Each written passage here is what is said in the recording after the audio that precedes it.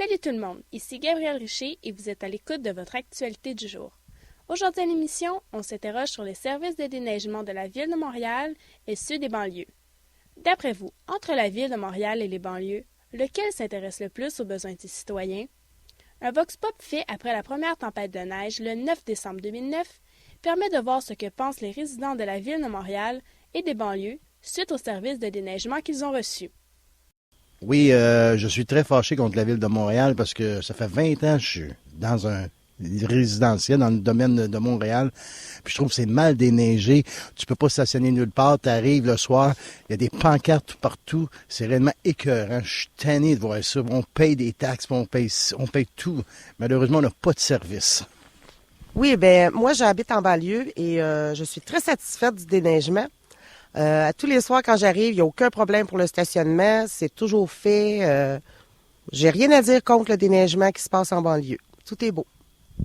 Les résultats ne sont pas étonnants. Les banlieues sont beaucoup moins critiquées que la Ville de Montréal. Mais pourquoi ça? La réponse est simple. En ville, le nombre de rues est supérieur aux banlieues. La Ville de Montréal a un réseau de 6 550 km de trottoirs et un réseau de 4 100 km de chaussées à déneiger. Donc il nécessite un plus grand nombre de temps afin d'être toutes complètement déneigées.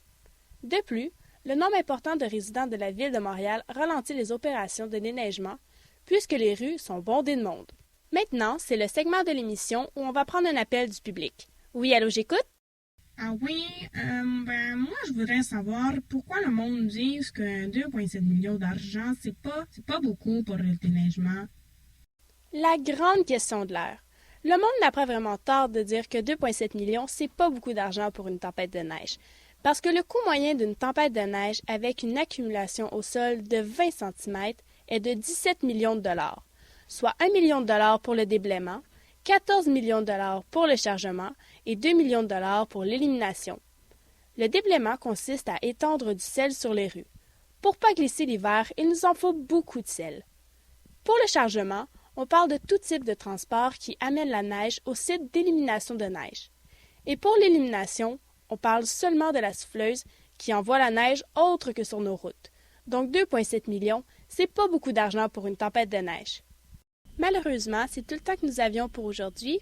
Merci beaucoup d'avoir été à l'écoute. Bonne fin de journée tout le monde!